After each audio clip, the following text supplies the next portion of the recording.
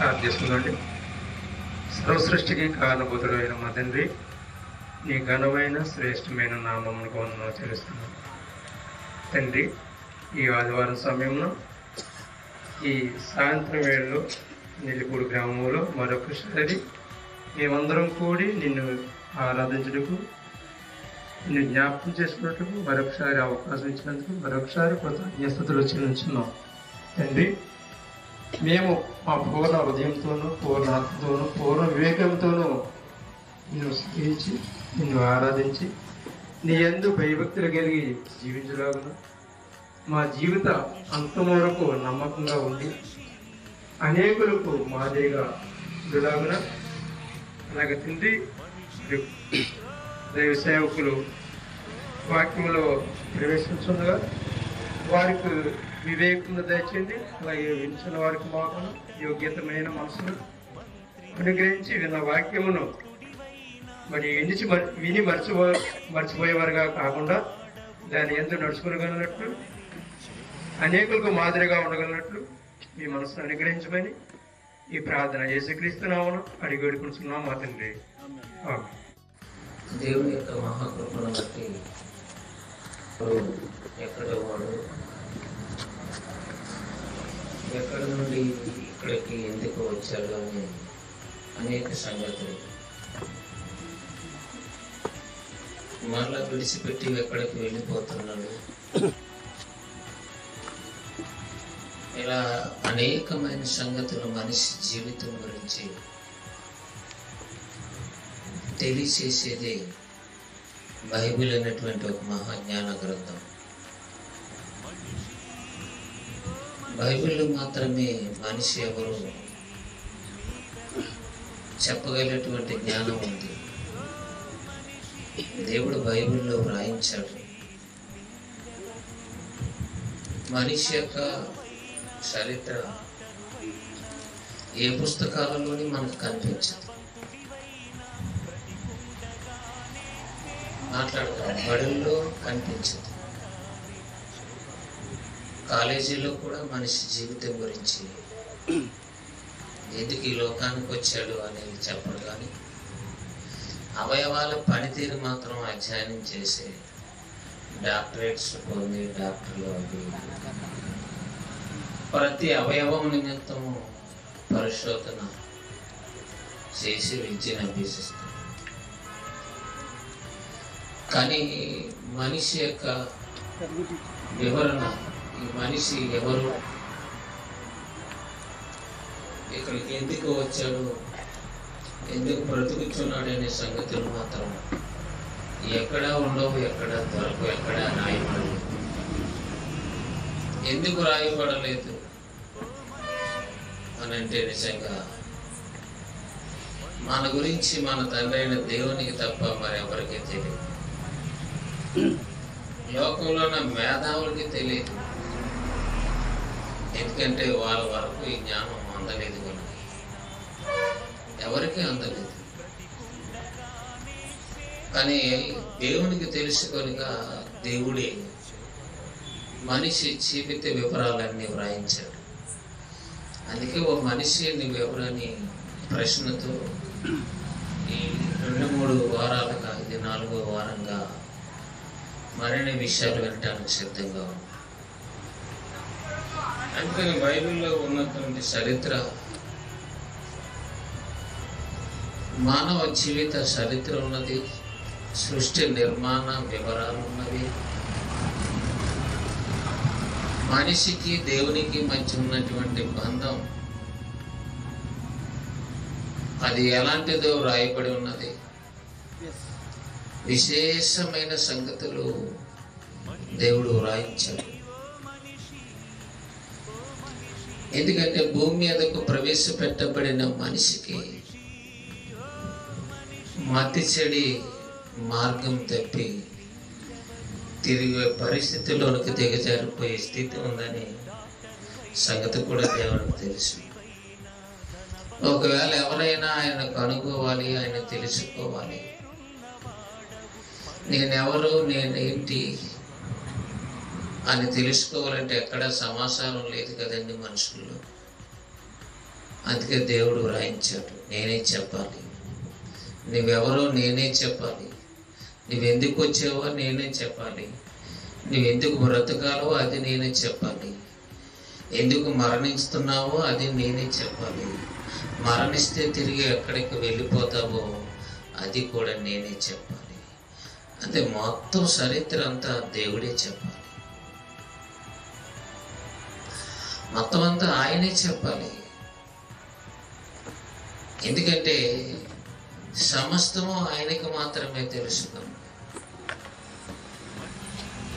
మనము నిమిత్త మాత్రలు మరి దినాన్ని చెప్పుకోగలుగుతున్నాము, బోధించగలుగుతున్నాము అంటే ఆయన రాసిన గ్రంథంలో ఉన్న సంగతులేనండి చరిత్ర. అందుకే ఇక్కడ ఉన్నవారు కానీ ప్రపంచంలో ఉన్నవారు కానీ ఏ ఒక్కరు చరిత్ర లేనివారు కాదు, ఏ ఒక్కరు చరిత్ర లేనివారు. గిన్నిస్ బుక్లో ఉంటేనే చరిత్రకారులు, లేకపోతే ప్రపంచ పాఠ్య పుస్తకాలలో ఉంటేనే చరిత్రకారులు అని అనుకుంటారు. కానీ మనమంతా దేవుని గ్రంథంలో వ్రాయబడి వచ్చినవారు, మనమంతా వ్రాయబడి వచ్చినవారు. మాటలు కాదు, వ్రాయబడి అంటే అనామకులు కాదు, మనం వ్రాయబడి వచ్చిన వారు అని ఈ ప్రపంచానికి మొట్టమొదటిగా యేసుక్రీస్తు ప్రభువు వారు తెలియచేస్తున్నారు. చూడండి, మనం వ్రాయబడి వచ్చిన వారు. ఏమనండి, ఎందుకు వస్తున్నారు, ఎందుకు పోతున్నారు, ఏం తెలియట్లేదండి మానవ జన్మ అని అనుకుంటారు అనామకులు, అమాయకులు. కానీ లోకానికి మొదటి శతాబ్దంలో ప్రవేశించిన ఒక మహా ఉన్నతమైనటువంటి వ్యక్తి, శకపురుషుడని పేరుగాంచిన వాడు, మానవుల యొక్క పాపం నిమిత్తమై ప్రాణం పెట్టడానికి వచ్చిన మహనీయుడైన యేసుక్రీస్తు ప్రభువారు ఆయన అంటున్న మాట చూద్దాం. చూడండి, ఎబ్రిల్ రాసిన పత్రిక 10:5 చదువునాను. ఎబ్రిల్ రాసిన పత్రిక 10:5. కాబట్టి ఆయన ఈ లోకమందు ప్రవేశించినప్పుడు ఇలాగు చెప్పుచున్నాడు. ఆయన ఈ లోకమందు ప్రవేశించినప్పుడు మనము కూడా ఈ లోకానికి ప్రవేశించాం. మనకంటే ముందు మన తల్లిదండ్రులు ప్రవేశించారు. వారందరూ ఇలాంటి వివరాలు వాళ్ళకి ఏం తెలియవు, జ్ఞాపకాలే లేవు. కానీ ఆయన ఈ లోకమందు ప్రవేశించినప్పుడు అంటున్నాడు. ఈ లోకమందు మనకు అత్తింట్లో దిగడం మనకు గుర్తుంటుంది తప్ప, కాలిపోయిన గుడిసు గుర్తుంటుంది తప్ప, ఒక మహాలోకం నుంచి వచ్చామని ఎవరికైనా గుర్తుంటుందండి? బాగా అంటే అప్పుడండి, అప్పుడు మేము చిన్నపిల్లమండి, అప్పుడు మాకు ఏం తెలియదండి అంటాం. మన మొత్తానికి భూమి మీదకి వచ్చిన తర్వాత మన బ్రెయిన్ దెబ్బతిన్నది. ఎవరు దేవుని జ్ఞాపకాలలో లేరు, ఎవరికి ఆలోచన లేవు. అలా ఉంటే ఏముంది, ఏం తినాలి ఎప్పుడు చెప్తున్నాం కదా, ఏం త్రాగాలి, ఏమి ధరించాలి, ఎప్పుడు గోతికి వెళ్ళిపోవాలి అనే సందడి తప్ప ఏం తెలియదు. అందుకని ప్రపంచానికి మొట్టమొదటిగా ఒక మహాసంగతిని తన జీవితము జన్మ ద్వారా తెలియచేస్తున్నాడు. ఆయన ఈ లోకమందు ప్రవేశించినప్పుడు, లోకానికి ఏం చేశాడంట? ప్రవేశించాం. ఏమండి, మేము ఆ లోకం నుండి ఈ లోకానికి ప్రవేశించినప్పుడు అని ఎప్పుడైనా అనుకున్నామా? ఎప్పుడైనా మీరు ఎవరైనా అన్నారు? ఎవరన్నా అలాంటి జ్ఞాపకాలు, అలాంటి దైవభక్తి, అంతగా దేవుని గురించి జ్ఞాపకాలు ఏంటో, లేదా ఆ ఊర్లో ఉన్నప్పుడు ఈ ఊరి నుంచి ఆ ఊరు వెళ్ళిపోయినప్పుడు అలాంటివి కొన్ని గుర్తుంటాయి. వయసులో చేసిన కొన్ని పనులు గుర్తుంటాయి, కొన్ని అల్లర్లు గుర్తుంటాయి, పనికిరానివన్నీ గుర్తుంటాయి. కానీ ఈయనకి ఒక లోకం నుంచి ఈ లోకానికి వచ్చానని చెప్తున్నాడని, ఈ లోకమందు ప్రవేశించినప్పుడు ఆయన ఏమన్నాడు? ఇలాగ చెప్పుచున్నాడు, బలియు అర్పణయు నువ్వు కోరలేదు గాని నాకొక శరీరమును అమర్చితివి. ఏం చేశాడంట? అమర్చాడట. ఒక శరీరాన్ని అమర్చావని చెప్తున్నాడు. మనకేమో నా ఒళ్ళు చూడు మెరిసిపోతుందని నువ్వు అంటావు, బాబు నాదేం శరీరం బాబు అని ఇంకొకరు బాధపడుతుంది, ఫీల్ అయిపోతుంటారు. దేవుడు అమర్చాడని ఎవరైనా అనుకున్నారండి? అమలా ఉన్నదని ఎంత అందంగా ఉన్నావని మెచ్చుకున్నారే తప్ప దేవుడు అమర్చాడని ఏ మనిషిని అనుకున్నాడా? ఫోటో చూసినప్పుడు అనుకున్నారు నా బాగుందండి, అమ్మాయి బాగుందండి, అబ్బాయి బాగున్నాడని అనుకున్నాం.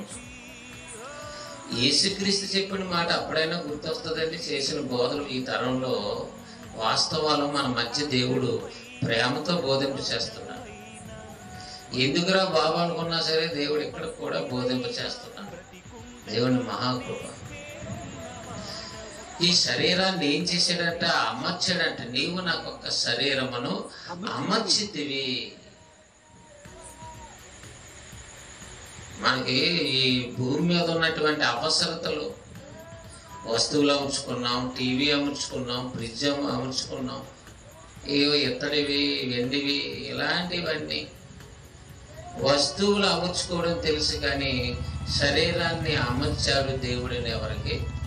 మనలో ఎవరికి ఆ జ్ఞాపకం. ఇప్పుడు చెబుతుంటే ఇది కొత్తగా ఉన్నట్టు ఉంటుంది, కానీ వాస్తవం. అందుకే ఇలాంటి మాటలు బడిలో చెప్పరు, గుడిలోని కూడా చెప్పరు. చాలా మంది గుడిలో కూడా చెప్పరు, తెలియదు కదండి వాళ్ళకి. దేవుని మనస్సు బైబిల్లో వ్రాయబడిన అంతవరకు వెళ్ళి ఆలోచించే పరిజ్ఞానంలో లేక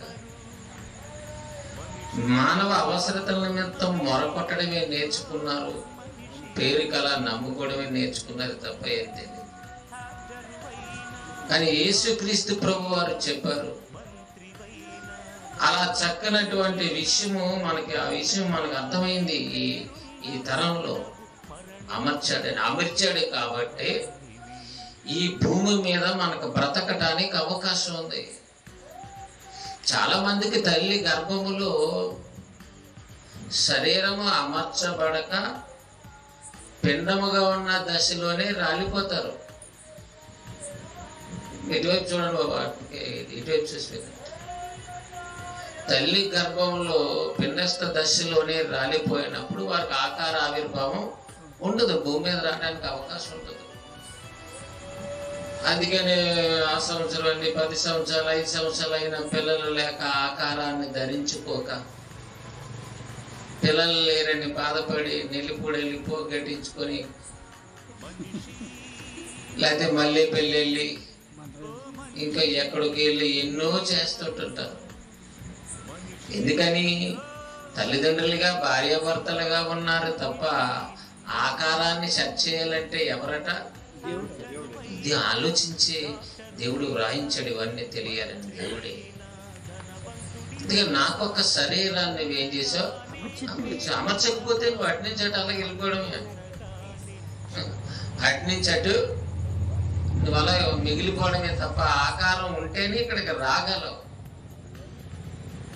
ఆకారం లేకపోతే ఈ భూమి మీద నువ్వు జీవించటానికి, మనిషిగా ఉండటానికి నీకు అర్హత లేదు. కాబట్టి మనిషి అని ఎప్పుడు పిలువబడ్డాడంటే దేవుడిచ్చిన భాగానికి, ఆత్మస్వరూపానికి ఒక ఆకారాన్ని ఆయన నిర్మాణం చేసి, లేక తల్లి గర్భంలో నిర్మాణం చేస్తూ ఆ ఆకారాన్ని ఇచ్చి భూమి మీదకు ప్రవేశపెడితే నువ్వు మనిషిగా గుర్తింపు పొందవు. మనిషిగా భూమి మీద శలమని అవుతున్నావు. ఒక ఆకారం కలిగి ఉన్నావు, ఎన్నిటినో చూస్తున్నావు, అన్నిటినీ పరిశోధిస్తున్నావు, అన్నిటిని చూసి ఆనందిస్తున్నావు.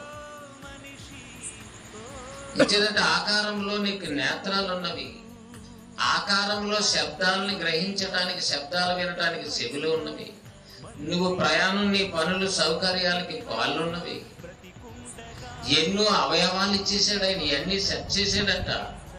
ఏం చేశాడండి? సెట్ చేశాడు. అదే మనం సెట్ చేసింది కూడా ఊడిపోతే చాలా ప్రాబ్లం పడాలి.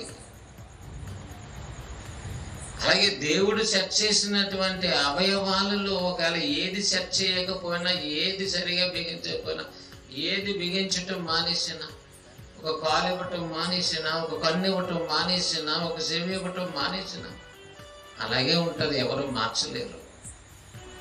ఆయన అమర్చాలి. ఒక నోరు ఇవ్వటం మానేసినా, లేక నోరు ఇచ్చితే ఇంకా బాగా అమర్చాడు. అన్ని అవయవాలు చక్కగా ఉన్నాయి కాబట్టి నువ్వు దేవుణ్ణి మహిమార్థమై ఇది దేవుడు అమర్చాడు.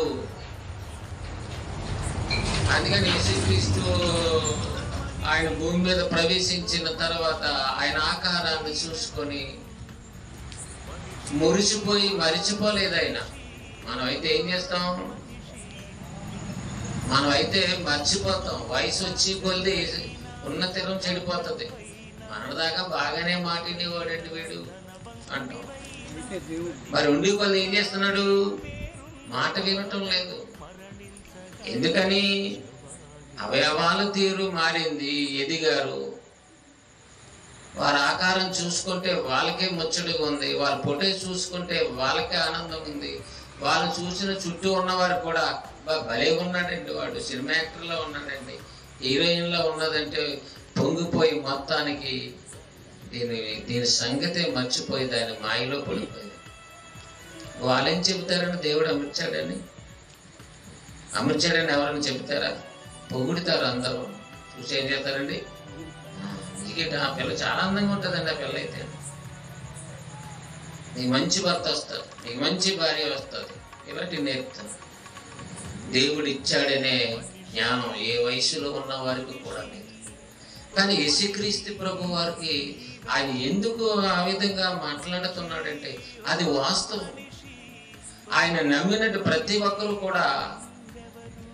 ప్రతి ఒక్కరూ అంగీకరిస్తే, ఇదిగో దేవా నీవు నాకు ఒక శరీరమును అమర్చావని ప్రతి వారు గుర్తించుకో. ఆయన అమర్చిన దేహం ఇది. ఆయన అమర్చాడంటే అన్ని ఆయన సెట్ చేసుకున్నాడంటే ఆయన పని మీదని అర్థం. నువ్వు నాకు ఒక శరీరాన్ని అమర్చావు. అమర్చుతారు, చాలా వస్తువులు అమర్చుతుంటారు. ఎవరి కోసం? వాళ్ళ పని మీద. ఆడబిడ్డ ఉన్నదని, మగబిడ్డ ఉన్నదని, ఎవరో ఉన్నారని అమర్చుతుంటారు. వరకనే ఎవరు చేయరు. అంచేత అమర్చబడిన అమెరికను గుర్తించుకోవాలి. అప్పుడు అంటున్నాడు, నువ్వు నాకు ఒక శరీరం అమర్చితివి. చదువు నాయన. బలి అర్పణను కోరలేదు గాని నాకు ఒక శరీరమును అమర్చితివి. పూర్ణ హోమములను, పాప పరిహారార్థపు బలులను. అంటే ఇవన్నీ పాత నిబంధన కాలంలో ఇచ్చే బలులండి. ఇవన్నీ కూడా యేసుప్రభు వారు జ్ఞాపకం చేస్తున్నారు. అప్పుడు ఈ దూడలను, గొర్రెలను, పావురములను, జీవులను బలిచ్చేవారు పాత నిబంధన కాలం. ఆ నిబంధన వారికి వారు చేసిన పాపానికి ప్రాయశ్చిత్తంగా బలిచ్చే విధానం పాత నిబంధన గ్రంథంలో ఉంది. కానీ యేసుక్రీస్తు ప్రభు వారు వచ్చి అంటున్నారు కదా, నువ్వు బలి అర్పణ కోరలేదు, పాప పరిహార్థ బలులు కోరలేదు, ఏ బలి నువ్వు కూడా కోరలేవు, ఏవి నీకు అసలు ఇష్టం కాదు. ఆయనకు అర్థమైంది దేవుని మనసు. ఎందుకంటే ఆయన ఎక్కడి నుంచి ఎక్కడికి వచ్చాడో అది గుర్తుంది ఆయనకి. ఈ లోకమందు ప్రవేశించినప్పుడు అంటే ఆయన ఏ లోకంలో ఉన్నాడో మరలా ఈ లోకానికి వచ్చిన విధానం ఆయనకి జ్ఞాపకం ఉంది. అందుకని ఈ బలులు, అర్పణలు ఇవేం కాదు. నీవే ఒక శరీరాన్ని అమర్చావు. ఇప్పుడు ఆ శరీరమే నీ కొరకు త్యాగం కావాలి. ఆ నిబంధన కాలంలో ఉన్న బలులు కాదు, అర్పణలు కాదు, దహన బలులు కాదు, నైవేద్యాలు కాదు. నీవే ఒక దేహాన్ని నువ్వు అమర్చావనే జ్ఞానం ఆయనకి అర్థమైంది. ఆ అర్థంగానే ముందు తరాలలో ఉన్న వారికి కూడా నిజంగా వాళ్ళకి ఆనాటి కాలంలో వారు కూడా చాలా మంది పట్టుకోలేకపోయారు. అంటే లోకంకి వచ్చిన తర్వాత తప్పిపోతున్నారు కదా. కానీ యేసుక్రీస్తు వచ్చిన తర్వాత మనం ఈ లోకానికి పుట్టేమే మనం చాలా అదృష్టవంతులు. సంపూర్ణమైన జ్ఞానం వచ్చిన తర్వాత లోకానికి వచ్చాం మనం. కాబట్టి యేసుక్రీస్తే మహాజ్ఞానము, మహాశక్తి. ఆయన గురించి అన్ని వివరాలు తెలుసుకోవాలి. చదువు నాయన. అప్పుడు నేను గ్రంథపు చుట్టలు నన్ను గురించి వ్రాయబడిన ప్రకారము, గ్రంథపు చుట్టలు వ్రాయబడిన ప్రకారము. ఇప్పుడు గ్రంథాలు వ్రాయబడినటువంటి ఆ గ్రంథాల చర్మపు కాగితాల మీద రాసి అలా చుట్టబడి ఉన్నవి, చుట్టి దాన్ని భద్రం చేసేవారు. ఆ పదాన్ని ఉపయోగిస్తున్నాడు ఆయన. అక్కడ కూడా ఆయన గ్రంథపు చుట్టలు ఏం చేసుకున్నాడంట? నువ్వు రాసుకున్న వ్రాయబడిన ప్రకారం దేవాని చిత్తము నెరవేర్చుటకు ఇదిగో నేను వచ్చి ఉన్నానని అంటిని. వచ్చి ఉన్నానని చెప్పాడంట ఆయన. ఆయన చెప్తున్న సంగతి ఎబ్రీ పత్రికలో పౌలు గారు రాస్తున్నటువంటి సందర్భం. వ్రాయబడిన ప్రకారం వస్తున్నాడు, వచ్చేటట. గ్రంథపు చుట్టూ రాసుకున్నాడంటే వ్రాయబడి లోకానికి వచ్చిన వాడు ఎవరు? యేసుక్రీస్తు ప్రభువు. ఆయన కూడా వ్రాయబడి వస్తే మనం కూడా వ్రాయబడి వచ్చిన వారు మన దేవుని గ్రంథం చెప్తుంది. దేవుడు తన గ్రంథములు అన్నిటినీ రాసుకున్నాడు ఆయన భూమి మీదకు. ఎవరెవరు ఎప్పుడు వస్తున్నారు, ఎవరెవరు ఎవరికి పుట్టారు, ఎవరెవరు ఎవరికి పుట్టాలో ఎన్ని ముందుగానే ఆయన దగ్గర అన్ని విషయాలు జ్ఞాపకార్థంగా అన్ని సంగతులు ఆయన దగ్గర ఉన్నవి. అందుకే భూమి మీదకి వచ్చిన వారందరూ నూరెళ్ళబెట్టి తిండి లేక సౌకర్యం లేక నానా గొడవలు నానా సమస్యలు నెత్తిన పెట్టుకుని ఎందుకు వచ్చింది బ్రతుకొని అనటానికి అవకాశం లేదు దేవుడి జ్ఞానం అర్థమైతే. అలా అంటున్నారంటే ఈ మనిషి ఎవరు తెలియకే. అందుకే మనిషి నీవెవరనే ఈ పాఠం దీన్ని పొందుపరచటం జరిగింది. చక్కనటువంటి జ్ఞానాన్ని పొందుపరిచారు. ప్రపంచానికి తెలియాలి ఈ మనిషి ఎవరో తెలియాలని. మరి ఎవరో తెలియటానికి అనేక సంగతులు బైబిల్లోనూ ఉన్నవి ఆధారం. మనుషులుగా నేను చెప్పేం కాదు, ఎక్కడో లోకపు సంగతులు మనిషిగా జయశాలి గారు చెప్పినవి కాదు. దేవుని యొక్క దైవ గ్రంథాన్ని బట్టి అనేక సంగతులను వెలికి తీశారు. అందులో యేసుక్రీస్తు నుంచి ఎన్నో పాఠాలు. దేవాని చిత్తము నెరవేర్చుటకు ఇదిగో నేను వచ్చి ఉన్నాను. ఎందుకు వచ్చాడంటే ఆయన వ్రాయబడిన ప్రకారం నీ చిత్తము నెరవేర్చటానికి. అంటే మనిషి దేవుని చిత్తాన్ని నెరవేర్చటానికి వచ్చిన వాడు. నువ్వెవరవయ్యా అంటే కొంతమంది అటు చెప్పరు ఇటు చెప్పరు, అడ్రస్ చెప్పకుండా వెళ్ళిపోతుంటారు. ఎందుకని? తేడా దొంగలు కాబట్టి. కొంతమంది అలాగే ఎవరెవరంటే వాళ్ళు ఏం చెప్తారు, ఎవరైతే నీకెందుకు అని వెళ్ళిపోతారు. చెప్పటానికి ఏంటి భయం అంటే చెప్పటానికి వారిలో లోపం ఉంది. వారి పేరు చెప్పలేరు. ఏంటి ఎవిడెన్స్ అంటే వారి దగ్గర ఉండదు.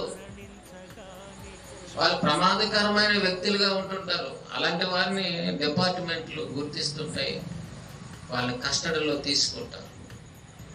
అనామకులుగా వచ్చి అనామకులుగా తిరిగే వారు చాలా ప్రమాదకరం అండి. అందుకని ముక్కు మొక్కలు లేని మనుషులతో జాగ్రత్తగా ఉన్నానంటే అలా పరిచయం లేని వ్యక్తులతో జాగ్రత్తగా ఉన్నాను అని చెప్తుంటారు డిపార్ట్మెంట్, పోలీస్ డిపార్ట్మెంట్. తర్వాత మోసపోతే మళ్ళీ మీరు ఇబ్బందులు పడిపోతారు.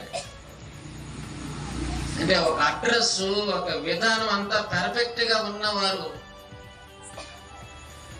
వారితో సహవాసం ఉంటే బాగుంటది. కానీ కొత్త వ్యక్తులతో పరిచయం లేని వారితో అప్పటికప్పుడు మీరు మాటల్లో పడ్డారు, మీకున్నటువంటి స్వాచ్ఛ్యం, అది బంగారం కావచ్చు, పరసు కావచ్చు, వస్తువులు కావచ్చు, ఏదైనా. అందుకే ఇదివరకు కొన్ని వస్తువులు తీసుకునేటప్పుడు అవతల వ్యక్తి ఎప్పటి నుంచి వస్తున్నాడో చెబితేనే కానీ తీసుకునేవారు కాదు. మా ఊరు 10 సంవత్సరాల నుంచి వస్తున్నాడండి, నమ్మకంగానే ఇస్తున్నాడే, నమ్మకంగానే చేస్తున్నాడు. ఆ నమ్మకాన్ని బట్టి తీసుకునే పరిస్థితి. కానీ మనిషి జీవితంలో ఇన్ని ఆరాలు తీసి ఇన్ని నమ్మకాలను చూసి కొనుక్కుండే వస్తువులు జీవితంలో ఎంతో జాగ్రత్తగా ఉంటాం. కానీ లోకానికి వచ్చిన ఈ మనిషి ఎవరూ తెలియకపోవటం వల్ల చాలా అనర్థాలు జరుగుతున్నవి. తెలిస్తే నీవెవరు అనే విషయం దేవుని యొక్క గ్రంథములో ఉంది. అది బోధిస్తుంది ఏమనంటే సాక్షాత్తు దేవుని భాగం నీలో ఉంది, దేవుని కుమారుడు అని, దేవునికి పుట్టినవాడు అని. అందుకే ఆయన ఇచ్చినటువంటి వివరణ మనం చూస్తే, నీవు నాకొక శరీరమును అమర్చవు, నీ గ్రంథపు చుట్టలో రాయబడిన ప్రకారం. ఆయన గ్రంథంలో ఏం చేసుకున్నాడంట? రాసుకున్నాడు. రాయబడిన ప్రకారం వచ్చిన వాడు. చదవండి. అప్పుడు నేను నీ గ్రంథపు చుట్టలో నన్ను గురించి వ్రాయబడిన ప్రకారం దేవా నీ చిత్తము నెరవేర్చుటకు ఇదిగో నేను వచ్చి ఉన్నాను. నీ చిత్తము నెరవేర్చటానికి వచ్చిన వాడు అంటున్నాడు. అంటే మనిషి ఎవడు? యేసుక్రీస్తు అంతట వాడే దేవా నీ చిత్తము నెరవేర్చటానికి వచ్చిన వాడినని చెప్తున్నాడు ఆయన. మరి నీవు ఈ భూమి మీదకి వచ్చిన మనిషి ఎవరిష్టాన్ని వారు నెరవేర్చటానికి, ఎవరిష్ట ప్రకారంగా వారు బ్రతకడానికి వచ్చిన వారు అనుకుంటున్నారా? దేవుని గ్రంథాన్ని బట్టి కాదనే సంగతి మీ ఇష్ట ప్రకారంగా మీరు పుట్టిన వారు, లోకానికి వచ్చిన వారు కాదనే సంగతికి మీరు అర్థం చేసుకోవాలి. ఎందుకంటే దేవుడు చెప్తున్నాడు, ఒక కారణాన్ని కలిగి భూమి మీదకు వచ్చిన వారు. ఏంటా కారణం? దేవుని చిత్తాన్ని నెరవేర్చాలని. ఎవరి చిత్తాన్ని? దేవుని చిత్తం. దేవుని చిత్తం. చిత్తం అంటే దేవుని ఇష్టం. అంటే దేవునికి కూడా ఇష్టాలు ఉన్నాయా? అవును, ఉన్నాయని దేవుడు ఆయన గ్రంథంలో రాయిస్తున్నాడు. కనిపించిన దేవునికి, అదృశ్యుడైన దేవునికి ఎన్నో ఇష్టాలైన మనసులో ఉన్నవి. అది ఈ మనిషి తెలుసుకొని ఆయన ఇష్టాలు చెయ్యాలట. అంటే ఈ మనిషి ఎవరు? ఆయన ఇష్టాన్ని చెయ్యటానికి వచ్చిన వాడనే సంగతి యేసుక్రీస్తు ద్వారా గాని, దేవుని కొరకు బ్రతికిన భక్తులు గాని, దేవుని మాట ప్రకారంగా పిలువబడేటువంటి అబ్రహాము దగ్గర నుంచి మోషే కానీ, ప్రవక్తలు కానీ, వీళ్ళందరూ ఎవరూ తెలుసుకున్నారు. మేమండి మాది పలానా ఊరండి, పలానా అడ్రస్ అని ఆ ఊరు వాడ చెప్పుకొని మా కొరకు మేము బ్రతుకుతున్నామని వాళ్ళ కోసం వాళ్ళు బ్రతకలేదు. వారు దేవుని కొరకని దేవుని పిలుపు అందిన తర్వాత, దేవుని వర్తమానకు వారి దగ్గరకు వచ్చినప్పుడు, దేవుని ఏర్పాటు ప్రకారంగా పిలువబడినప్పుడు వారి జన్మకు పరమార్థం అర్థం చేసుకుని ఇక మీదట దేవుని కొరకు బ్రతకాలని వారు నిర్ణయించుకున్నారు. మనిష్ట ప్రకారంగా వచ్చిన వారు కాదని. ఫర్ ఎగ్జాంపుల్, ఇశ్రాయేల్ కాలంలో మోసే పుట్టక ముందు 400 సంవత్సరాల కాలం బానిసత్వంలో ఉన్నారు ఇశ్రాయేల్ ప్రజలు ఈజిప్ట్ దేశంలో. అప్పుడు వారు ఎన్నో బాధలు, ఎన్నో మూలుగుతూ, అసలు అబ్రహాము దేవుడు, ఇసాకు దేవుడు, యాకోబు దేవుడు, ఆ దేవుడే మాకు దేవుడట, ఆయన కూడా ఉన్నాడో లేదో మాకు తెలియలేదని అంతో చాలా వేదనలో ఉన్నారు 400 సంవత్సరాలు బానిసత్వంలో. ఆ బానిసత్వ కాలంలో ఉన్నప్పుడు దేవుని ఏర్పాట్లో వ్రాయబడి ఈ లోకానికి విడిపించడానికి వచ్చిన వాడు ఎవరంటే మోషే. మోషే దేవుని చిత్త ప్రకారంగా ఈ లోకమందు ప్రవేశించడం జరిగింది. ఆయన కూడా ఒక బానిస బ్రతుకుల్లో ఉన్నవారిని విడిపించడానికి వచ్చాడు ఆయన. అలా విడిపించడానికి వచ్చిన వ్యక్తి ఎక్కడ పుట్టాడు? ఆ బానిసలుగా ఉన్న ఇశ్రాయేలు గర్భంలో నుంచే పుట్టాడు ఆయన కూడా. అయినా సరే ఆయన వారందరినీ విడిపించడానికి వచ్చిన దేవుని సంకల్పం ప్రకారంగా పుట్టిన వాడిని ఇశ్రాయేలు ప్రజలు ఆయన గుర్తించలేదు. మోషేను మొదట ఏమైనా గుర్తించారా? గుర్తిస్తే అంత త్వరగా ఎందుకు పరిగెత్తి పారిపోతాడు? ఒక ఈజిప్టుని చంపేసిన తర్వాత ఇశ్రాయేలు దగ్గరికి వచ్చి తగు సమాచారం చెప్తుంటే ఏమంటాడు? నువ్వు ఈ యొక్క ఐగుప్తుని వల్లే మమ్మల్ని కూడా చంపుదాం అనుకుంటున్నావా నువ్వు? అతను అనుకున్నాడు, నేను వీళ్ళందరికీ సహకారం చేయడం వలన వీరి కొరకు పుట్టిన వాడును, వీరందరి కొరకు రక్షకుడిగా వచ్చినట్టు వాడినని గుర్తిస్తారనుకున్నాడు. కానీ ఇశ్రాయేలు ప్రజలు ఏం చేయలేదు, గుర్తించలేదు మోషేను. చూడండి, ఆ మాట ఉంటుంది చూడండి మనకు ఒకసారి. అధ్యాయం చెప్పు నేను. నిర్గమకాండం 2వ అధ్యాయము 14వ వచనం. అప్పుడు అతడు అన్యాయం చేసిన వాడిని చూసి నీవేళ పొరుగువాడిని కొట్టుచున్నావని అడగగా అతడు ఆ మీద నిన్ను అధికారిగాను తీర్పుగాను నియమించిన వాడెవడు? చూడండి, వాళ్ళు ఎంత తిరిగా మాట్లాడి, ఎవడన్నా నేను పెద్ద మనిషిగా పెట్టింది మా మీద, నువ్వు మాకు తగ్గు చెప్తావా? అంటే వాళ్ళు ఏదో పని ఇబ్బందుల్లో ఉన్నారని ఈజిప్ట్ రాజరికాన్ని వద్దనుకొని కోటలో అన్ని సుఖాలు ఉన్నా సరే బానిసల దగ్గరికి వచ్చి తిరుగుతున్నాడు. ఎందుకని? తన జన్మ కారణాన్ని బట్టి వాళ్ళ దగ్గరికి వస్తాడు. ఓ మనిషిగా నువ్వెవరో తెలియకపోతే, అలాగ మోసే కూడా తెలియకపోతే ఈజిప్ట్ దేశానికి చక్రవర్తి అయిపోవాలైనా, సర్వసుఖాలు అనుభవించాలి, అన్ని భోగాలు అనుభవించాలి. అప్పుడు అల్పకాల పాపభాగులు నన్ను మహాభాగం అనుభవిస్తున్నానండి, ఇది నా తల్లిదండ్రులు సుకృతమో పుణ్యమో అని మొత్తం వాళ్ళ ఫోటోలు ఎటువంటి దండం పెట్టుకుంటే అలా బ్రతికే పరిస్థితులు ఉండనైనా. కానీ అలా లేడు మోసే. మోసే జీవితం ప్రారంభం నుండి చూస్తే మోసే పుట్టకలోనే ఎన్నో సమస్యలు. 2 సంవత్సరాల మగ పిల్లలందరినీ చంపేనని ఆర్డర్స్ వచ్చింది. ఎందుకని? మోసే జననం జరిగిన టైం. ఇశ్రాయేలు ప్రజలు అభివృద్ధి చెందకూడదనేటువంటి దుష్టుని యొక్క ప్రేరణ. అదే సమయంలో మోసే పుట్టే సమయంలో అలాంటి పరిస్థితులు వాటిల్లిన దేవుడు మోసేను ప్రత్యేకపరిచాడు, మోసేను కాపాడాడు. ఇంకా మరి కొంత టైం అయ్యేసరికి ఆ తల్లి తీసుకుని వెళ్ళి ఇక మీదకి ఏదైనా దాసి ఉంచలేము. ఎంచేదంటే మగ పిల్లలు బ్రతకటానికి వీల్లేదు. అది చక్రవర్తి యొక్క ఆర్డర్ది. కాబట్టి ఒక జమ్ము పెట్టిన చేయించి ఆ నైల్ నదిలో విడిచిపెట్టింది ఆ తల్లి. ఇవన్నీ దేవుని సంకల్పం ప్రకారముగా ఒక స్థాయికి వచ్చేటంత వరకు దేవుడు నిలబెట్టడానికి పసితనము నుండి ఆయన కాపుదల, ఆయన సంకల్పం ఇవన్నీ మోసే పట్ల జరిగిస్తుంది. అపవాది వేసే ప్లానులు అది వేస్తుంది. చిన్న వయసులోనే వేసేద్దాం అనుకుంది మోసేను. కానీ ఈ భూమి మీదకు వచ్చిన మోసే ఇశ్రాయేలు ప్రజలను ఏం చేయాలి?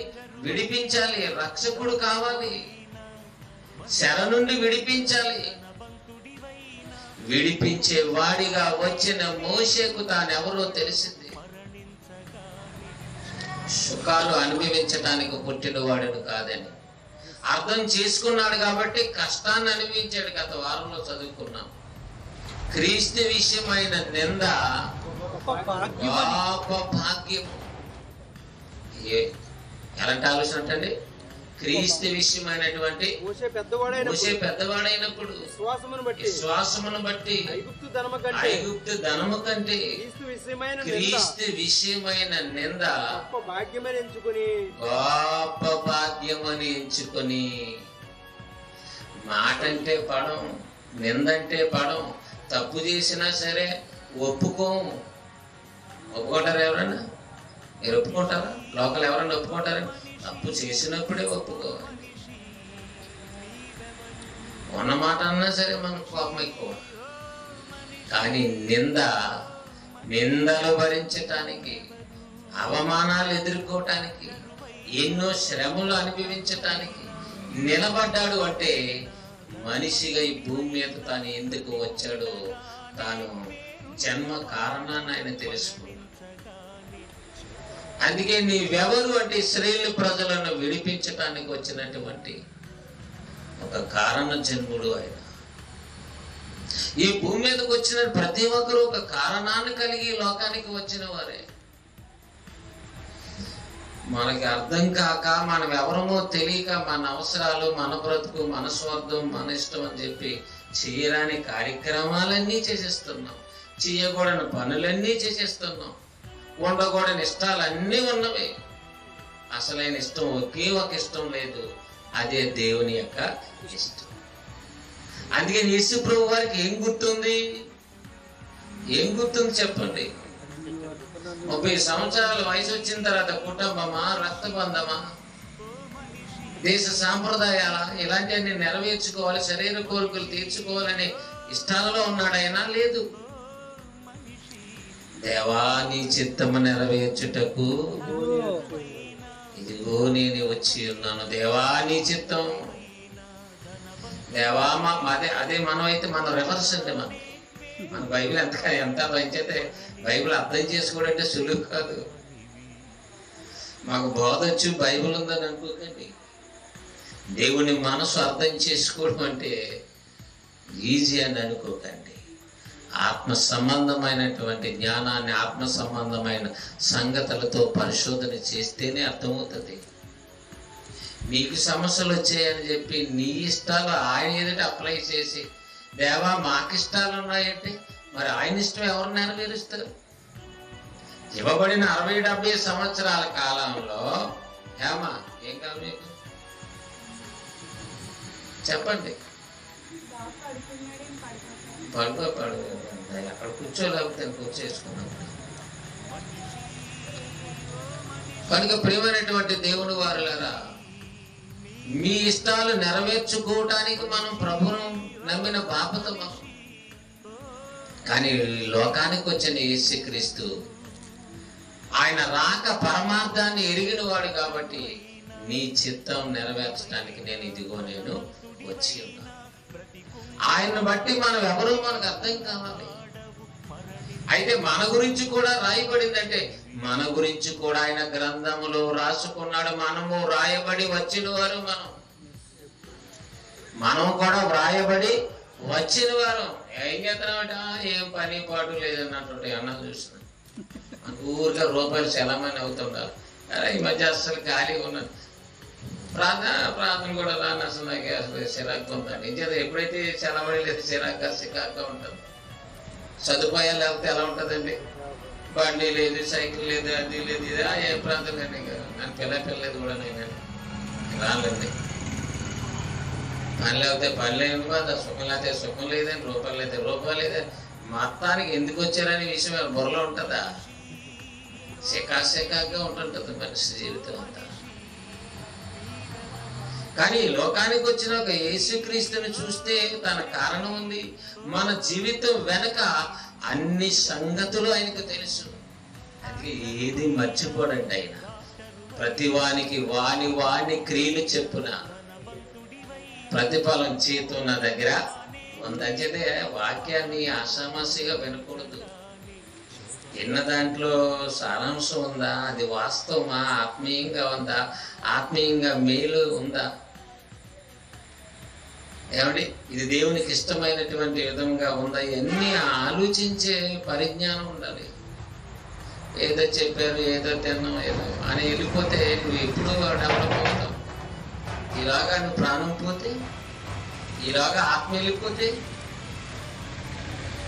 శరీరం ఎక్కడైనా బలహీనత వస్తే, శరీరం ఎక్కడైనా పడిపోతే, ఇందులోనే మునిగిపోతే ఆత్మ ఉండదు కదండి. అందుకని దేహంలో ఉన్నంత కాలం బాల్య దినము నుండి సృష్టికర్తను స్మరణకు తెచ్చుకోవాలి.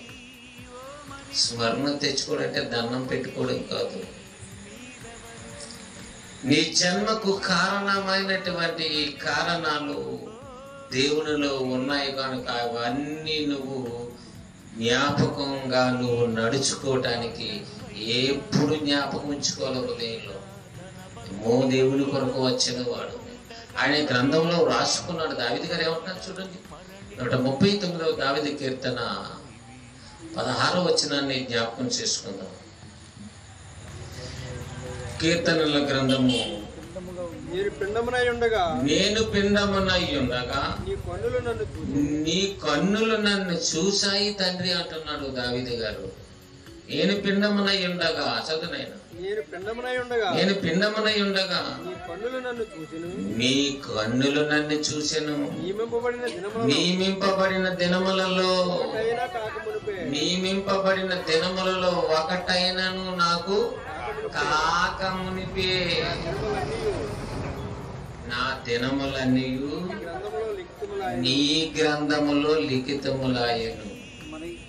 చూడండి, ఆయన కూడా ఎంత, ఆయన ఎవరో తెలుసుకున్నాడు. మనిషిగా ఆయన ఎవరో తెలుసు. నేను రాజుని, నేను చక్రవర్తిని, నాకు లోటు ఏంటి అని అనుకోలేదు. ఆయన దేవుని ఆలోచనలో ఉన్నారు కాబట్టి ఎలాంటి జ్ఞానం చేత నింపబడి ఉన్నారో చూడండి.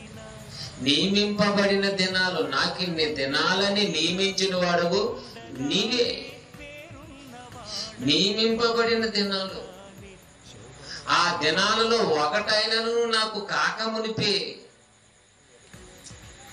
నా దినములన్నీ నీ గ్రంథములో లిఖితములైన రాయబడ్డాయి. నువ్వు రాసుకున్నావు, మన దినాలు రాసుకున్నాడంటే. మనం ఎన్ని రోజులు పనికి వచ్చామో మనమే మర్చిపోతాం, అవతలు కూడా మర్చిపోతా. నువ్వు ఎన్ని రోజులు వచ్చారా, నువ్వు ఎన్ని తారీఖున వచ్చావు నువ్వు అన్న నేనండి, నన్ను మొన్న వచ్చానండి అలా అన్నట్టు. వాళ్ళు శుక్రవారం వచ్చాడు లేదు అది చెప్పడు, మధ్యలో ఏదో కచ్చిపూడి వెళ్ళిపోయాడు, పెళ్లికి వెళ్ళిపోయాడు అది చెప్పడు. మొత్తానికి ఎన్ని రోజులు చెప్పరంటే పాప నేను రోజులు అనుకుంటున్నాను అన్నాడు. ఆ రోజులు కౌంటే సరిపోయింది. పని చేసిన దినాలు గుర్తుండదు, ఏ రోజు ఎక్కడికి వెళ్ళామో ఏది గుర్తుండదు, ఏ రోజు ఏం తిన్నామో అది గుర్తుండదు. ఇవన్నీ ఎక్కడ గుర్తండి అని అనుకోకండి, దేవునికి అన్నీ గుర్తు. ఏ రోజు ఏం తిన్నావో గుర్తు, ఏ రోజు ఏ వస్త్రాలు వేసుకున్నావో గుర్తు, ఏ రోజు ఏ పనులు చేసేవో గుర్తు. ఈ రోజు నేను ఏం వేసుకున్నాను ఆయనకి అన్ని చూస్తాడు. ఆయన ఏం చేస్తాడండి, ఎవరు చూడలేదు అనుకుంటాం. నన్ను ఎవరు చూడలేదండి, ఎవరు చూస్తారని చూడండి నన్ను అబ్బాయి ఎవరు లేరు అనుకుంటాం. నువ్వు నన్ను పరిశోధించి తెలుసుకొని ఉన్నావు, పరిశోధించి తెలుసుకొని ఉన్నావు అంట. ఏంటండి, ఒకటా రెండా, ఒక అడుగా, ఒక మాట, ఒక తలంప, ఒక ఊహ. అడిగి లెక్క పెడుతున్నాడా, మాటలు లెక్క పెడుతున్నాడా అని అనుకుంటే అన్నీ పరిశోధిస్తాం. మనైతే కొన్ని చేసినటువంటి అవమానకరమైన పనులు, కొన్ని దెబ్బేసిన పనులు అయ్యే గుర్తుంటాయి మనకి. ఇంకా ఎన్నెన్ని తప్పులు చేశాడు అవన్నీ గుర్తుంటాయా? లోపల ఏమనుకుంటున్నాడు అదేమైనా గుర్తుంటాయా? చెప్పగలమా మనం? నా గురించి ఏదో అనుకుంటున్నావు అని అంటాం అంతే. ఏమనుకుంటున్నావు చెప్పలేము. లోపల అనుకున్నావో తెలుసు, పైన అనుకున్నావో తెలుసు, వేసే అడుగులు తెలుసు, తినే ఆహారం తెలుసు, వేసుకున్న వస్త్రాలు తెలుసు. ఇవన్నీ అన్నిటికీ నిఘా వస్తుంది. ఎందుకంటే మన మీద ఆయన దృష్టి ఉంది, మనల్ని పరిశోధిస్తున్నాడు. లోకానికి పంపించేసేది కదా అని వదిలేదు, బడికి జాయిన్ చేసాం కదా, అమ్మాయ ఏదో ఒత్తిడి పోతే వరకు మనం ప్రశాంతంగా ఉండొచ్చని మనం అనుకుంటాం. వయసు వచ్చేదాకా పెంచి పెళ్లి చేసాక నుంచి ఆయన కూడా మనకు లేదనుకోని అమ్మాయి అనుకుంటాం, ఏదో దారి అయిపోతుందండి. మనకి ఏదో సాధించేసినట్టు ఉంటుంది పెళ్లి చేసే కానీ ఇల్లు కట్టే కానీ అని. ఆయన ఏమీ మర్చిపోడండి, ఆయన ఏమీ మర్చిపోడు. ఇచ్చేదంటే మన దినములన్నీ, నా దినములన్నీ, మా దినములన్నీ ఆయన గ్రంథములో ఆయన రాసుకున్నాడు. నీకు ఎన్ని దినాలో రాసుకున్నాడు, ఆ దినాలలో ఏం చేయాలో రాసుకున్నాడు ఆయన. ఆ దినాలలో నువ్వు ఏం చేయాలో, దినాలు ఎందుకు ఇచ్చాడు? ఎందుకు ఇచ్చాడు ఇన్ని రోజులు? డబ్బు ఎందుకండి? ఖర్చు పెట్టడానికండి. ఇవెందుకండి? తినటానికండి, సుఖపడటానికండి. వాహనం ఎందుకండి? సుఖపడటానికి, సుఖంగా ప్రయాణం చేయడానికి. మరి దినాలు ఎందుకండి? నా దినాలు ఇలా తగలడ్డాయని ఏడవటానిక? చాలా మంది దినాలను వాడుకోవడం రాక అడ్డదిడ్డంగా తిరిగి అకస్మాత్తుగా ఏదన్నా అయితే, పరిస్థితులు దారిమారైతే ఏం చేయను, నా దినాలు నా వనాశం అంటారు. ఏం దినాలు? నీ దినాలు బారాసాడు ఆయన. నేను కాపురం చేసుకోవద్దు అన్నాడా?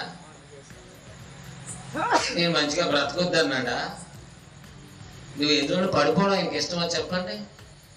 ఎక్కడో జారి పడిపోవడం ఇష్టమా? అబద్ధం ఆడి ఇరుక్కోవడం ఇష్టమా? ఒక రకరకాల రాసి ఆయన రాసిన దినాలు మంచివి రాశాడా చెడ్డవి రాశాడా? మంచిగానే రాశాడు. నువ్వేం చేస్తున్నావు? చెడ్డగా మార్చుకుంటున్నాను.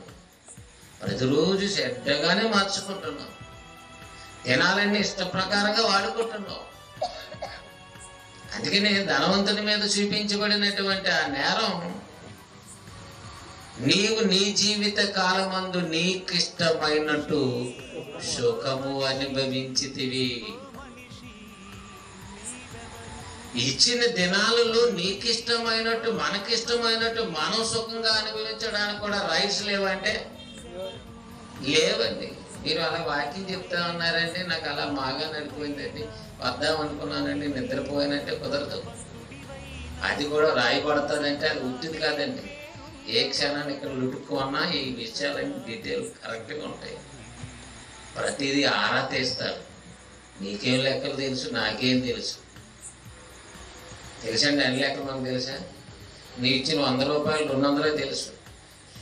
చూడబెట్టకంటే ఎన్ని డబ్బులు ఎట్టుకుపోతాడు ఏం తెలుస్తుంది? పిల్లలు చూడబెట్టకండిగా మరి భర్త ఎన్ని ఖర్చు పెడుతున్నారు ఎవరు తెలుస్తుంది? తెలియకండిగా భార్య ఎన్ని చేస్తుందో ఎవరు తెలుస్తుంది? కోడలు ఏం చేస్తుందో ఎవరు తెలుస్తుంది?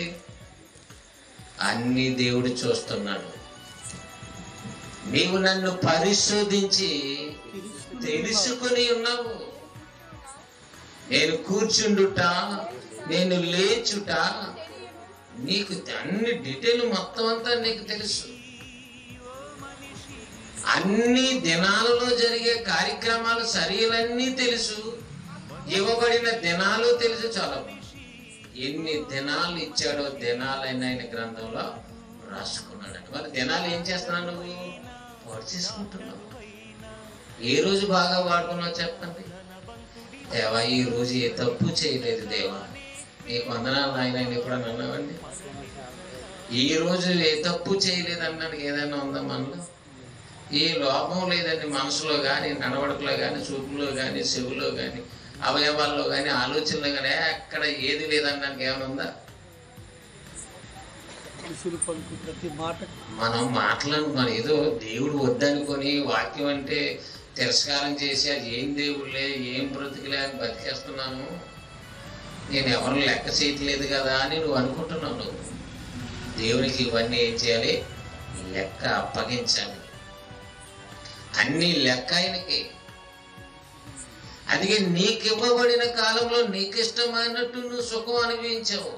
అదే నీ నేరం. నేనేం తప్పు చేశాను?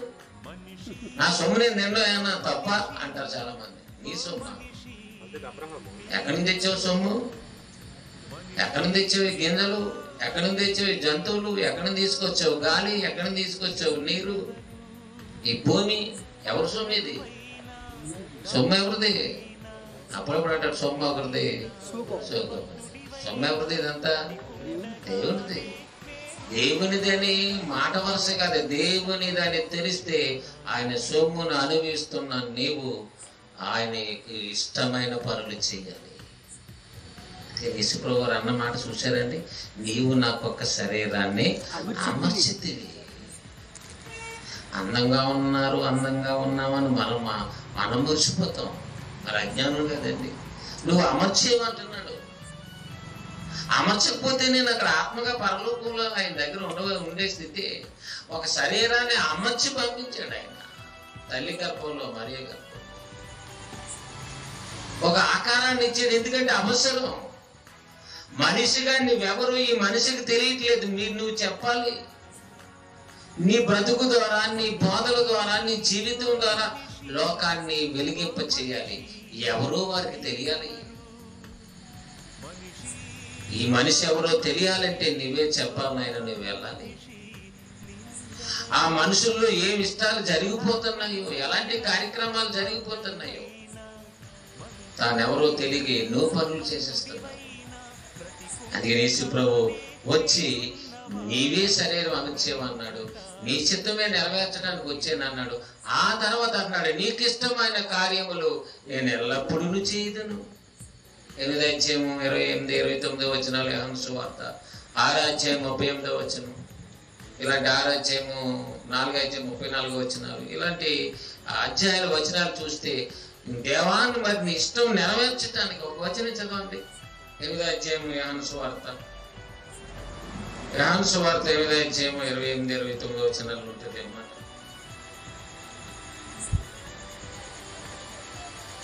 యోహాను సువార్త 8వ అధ్యాయం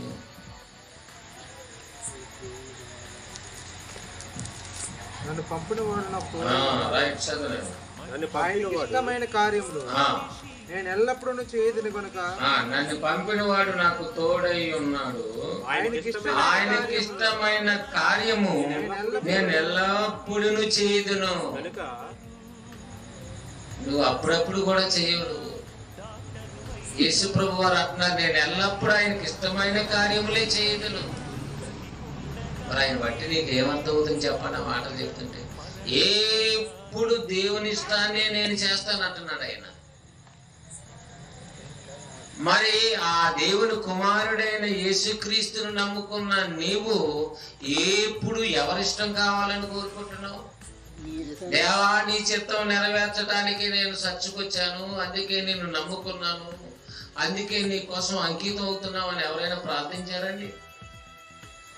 ప్రార్థనలు కూడా రాని పరిస్థితి, దేవునితో ఎలా మాట్లాడాలో తెలియని పరిస్థితి, అర్థం లేనటువంటి ఏవో భాషలు, భావాలు, ఏవో ప్రార్థనలు.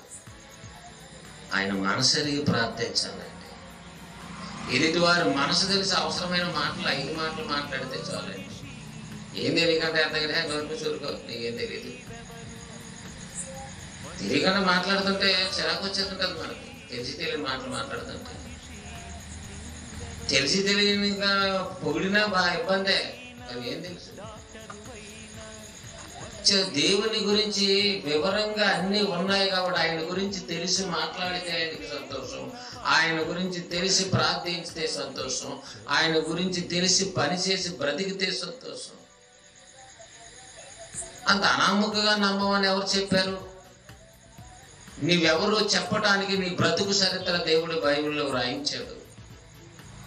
బైబిల్ అంటే మాటల పుస్తకం కాదు, సామాన్యం కాదు.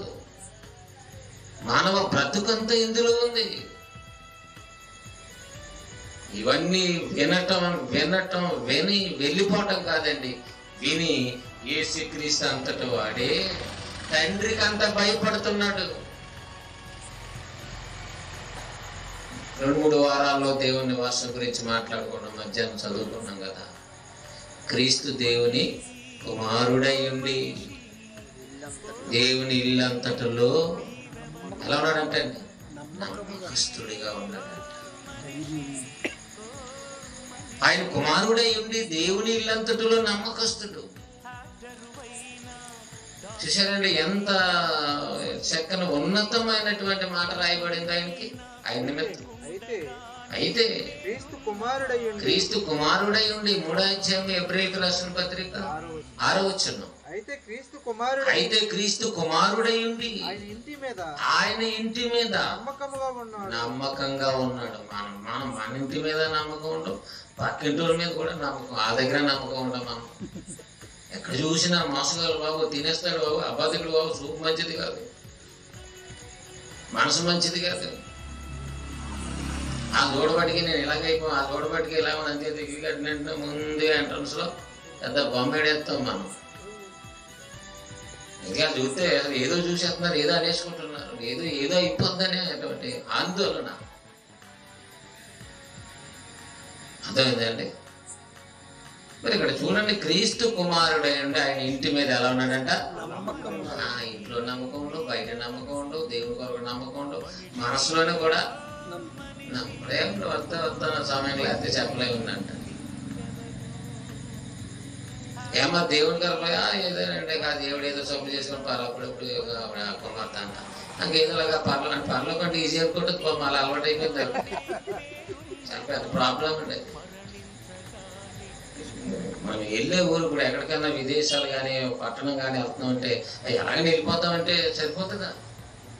దానికి మార్గం, ఒక స్థితి అన్నీ ఉంటేనే వెళ్తాం. నువ్వు కరెక్ట్గా అడ్రస్ పట్టుకుంటేనే వెళ్తాం.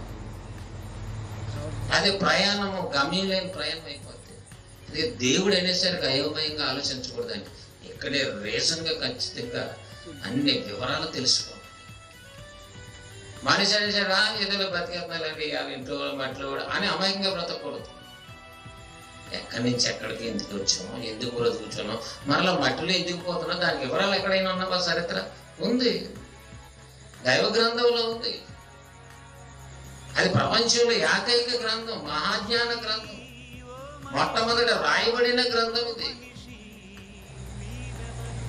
ప్రపంచంలో అందరి చేతుల్లో అన్ని దేశాలలో ఉన్న గ్రంథం ఇది. దేవుడు ఏది ఏమైనా అందరికి విస్తారంగా అందరి చేతుల్లో ఉండే విధంగా, అన్ని భాషలలోనికి వచ్చే విధంగా దేవుడు ఈ జ్ఞాన గ్రంథానికి ఎందుకు అంత ప్రాధాన్యత ఇచ్చాడు? ఇంత పుస్తకాన్ని ఎవరైనా అసలు ఫ్రీగా ఇవ్వాలంటే, ప్రింట్ చేసి ఇవ్వాలంటే ఎంత కష్టం చెప్పండి. ఇలాంటివి ఉచితంగా వచ్చేసే అవకాశం, ఉచితం. చిన్న 100 పేజీల పుస్తకం కొనాలంటే, క్వాలిటీ నోట్స్ కొనాలంటే 50 రూపాయలు, 100 రూపాయలు, 200. ఇది అక్షరాలు లేని వైట్ పేపర్లతో ఉన్నది. క్వాలిటీది కొనాలంటే పేజీలు పెరిగే కొద్ది డబ్బులు పెరుగుతూ ఉంటాయి. కానీ ఇదంతా 66 పుస్తకాలలో అతి చిన్న అక్షరాలు, చక్కని పొందిక, చక్కన అమెరిక ఇంత చక్కగా, ఇంత ప్లాన్గా వచ్చిందంటే ఇది దేవుని సంకల్పం. ఇది ప్రతి ఒక్కరికి వారి బ్రతుకు గురించి చెప్పే పుస్తకం ఇది. అది ఎవరైనా దానికి ఇంకా సిలబస్ రాలేదండి, ఇంకా నోట్స్ రాలేదండి, ఇంకా టెక్స్ట్ బుక్స్ రాలేదండి. టెక్స్ట్ బుక్స్ రాలేదండి. టెక్స్ట్ బుక్స్ ఉన్న వాళ్ళ ఇంట్లో, లేని వాళ్ళ ఇంట్లో, దేవుని నమ్మిన వారి ఇంట్లో, నమ్మలేని వారి ఇంట్లో, ప్రతి ఇంట్లోని బైబిల్ ఏదో మూలనే ఎవరో ఇచ్చేస్తారు. బాబు సంవత్సరం చదువు పిల్లలతో చదివించుకుని ఇచ్చేస్తారు. ఎంత పుస్తకమా? అంత పుస్తకం. నీకు బుద్ధి లేకపోతే చింతపండు అన్న అంటించుకుంటావు. వాడికి ఏం తెలుస్తుంది? ఒక కాగితం చింపి చింతపండు అంటించేస్తాడు. అక్కడ పుస్తకం తెలియదు కదండి, మామూలు పుస్తకం అనుకుంటాడు. ప్రతి అక్షరంలో నీవే, నీ గురించి ఉంది. దేవుడికి మనిషికి మధ్య ఉన్న ప్రేమ బంధం రాయబడి ఉంది ఇందులో. యేసు రావటం వెనక దేవుని ప్రేమ. ఈ శరీరం దేవాన్ని చిత్త ప్రకారంగా ఇవ్వబడిందని చెప్పటంలో దేవుని ఎడల ఉన్న భయభక్తులు, తండ్రి ఎడలు చూపించిన ప్రేమ, భయం, విధేయత ఇవన్నీ చూపిస్తున్నాడంటే మానవాళికి యేసుక్రీస్తు జీవితం పాఠం కాదా?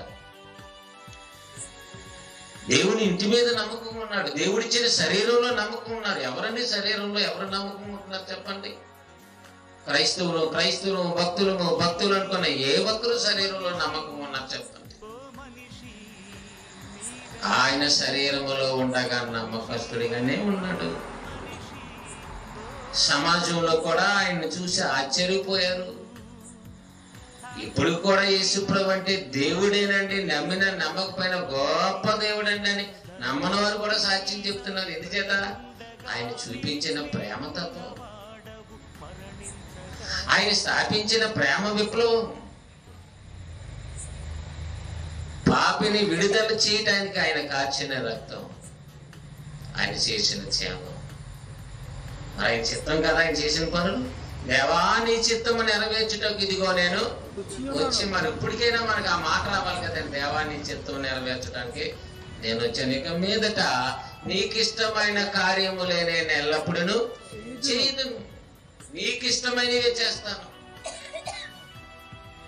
నీకిష్టమైనవి వండడం, నీకిష్టమైనవి వండటం, నీకిష్టమైన బట్టలు కొట్టుకోవడం, వాళ్ళకి ఇష్టమైన బట్టలు కొట్టుకోవడం, ఇష్టమైన కలర్ కారులు కొనుక్కోవడం కాదు. దేవునికి ఇష్టంగా ఉండటం ప్రతి ఒక్కరు గురిగా చూసుకోవాలి. అది ఇష్టం ఇది ఇష్టం అని చెప్పి దేవుని ఇష్టం మర్చిపోయిందండి లోకం. మరి నీకు ఏది ఇష్టం చెప్పి నా మా వాడికి బెండకాయ అంటే అస్సలు ఇష్టం ఉండదండి. చికెన్ అంటే మహా ఇష్టం అండి, అదంటే మహా ఇష్టం అండి. మరి దేవుడు అంటే మాత్రం చాలా కష్టం. అందుకే మనిషి ఎవరో తెలియకపోతేనే ఇవన్నీ కష్టంగా ఉంటాయి. మనిషిగా నువ్వెవరో తెలుసుకునే స్థాయికి వస్తే నువ్వెవరిని ఇష్టపడాలట? దేవుణ్ణి ఇష్టపడాలి. అంచేతే దేవునితో ఉండాలనిపించాలి. నేను దేవునితోనే ఉంటానండి. నేను నమ్మడం కాదు, నేను దేవునితోనే ఉంటాను. నేను ఎప్పటికైనా దేవుణ్ణే చేరుకోవాలి.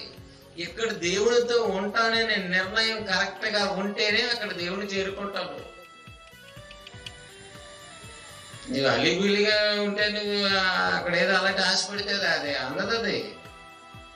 అందాలంటే అంత జ్ఞానం చూడండి. ఇందులో కొన్ని విషయాలన్నా చేసి ఉన్నామా, ఏమైనా పాటించున్నామా, ఏమైనా తెలుసా? దేవుడు ఊరకనే ఇక్కడ వాక్యాన్ని అందింపు చేయలేదండి. నా గురించి చెప్పాలి నా పిల్లలు. భూమి మీద ఉండగా వాళ్ళకి మార్గం తెలిస్తే, నేను స్థాపించిన మార్గం తెలియాలి, నేను అందించిన ఆ జ్ఞాన గ్రంథం తెలియాలి, నా మనసు ఏంటో తెలియాలి, నా ప్రేమ ఏంటో తెలియాలి, వారేంటో తెలియాలి. మనిషిగా భూమి మీదకి ఎందుకు పుట్టాడో ప్రతి ఒక్కరికి తెలియాలనే కదా దేవుని ఆవేదన. అందుకే దేవుడు అంటున్నాడు, యెషయా గ్రంథం 55 అధ్యాయము ప్రవక్త ద్వారా చెప్తున్నాడు చూడండి, 6వ వచనం. సమయం అవుతుంది. యెహోవా మీకు దొరుకు కాలమును ఆయనను వెతుకుడి, ఆయన సమీపములో ఉండగా ఆయనను వేడుకొనుడి. ఏమంటున్నాడు ఇక్కడ? యెహోవా మీకు దొరుకు కాలమందు ఆయన్ని వెతకండి, మీరు ఆయన్ని వెతకండి. యెహోవా మీకు దొరికే కాలం. ఏ కాలం అంట? దొరికే కాలమునందు. దేవుడు దొరకడం ఏంటండి? ఏయో మిగతా అన్ని ఏదో అనుకోవచ్చు, కానీ దేవుడు దొరకడం ఏంటి? దేవుడు కనిపించిన వాడు దొరికాడా దేవుడు ఎవరికైనా?